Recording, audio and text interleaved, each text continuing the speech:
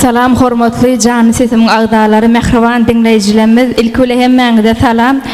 Bizi şeýdip gollap sylaýanyňyz üçin size köp minnetdarlygymyzy bildirýäs. Size de okuwuňyzda, işiňizde diň üstünlük ýar bolsun. Biz bolsa indi jerenjigimiz bilen bugünkü gepleşigimizi ýadygymyzy dowam etýäs. Türkmen halk aýdymlary bilen dinläň, diýenjalaň.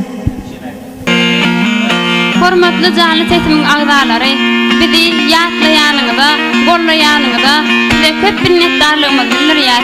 İşleriňizde, okuwlaryňyzda diňe üstünlüklerini ýar bolmagyny arzu etýär. Ine menem şu taýda özjigim bilen, oratortan bilen size Türkmen halk aýdymlarynyň bir näçesini getirdik. Olardan bilelikde salamyny diýen Türkmen halk aýdym ýerine ýetirip bermekçi. Dinläň, diýenjalaň.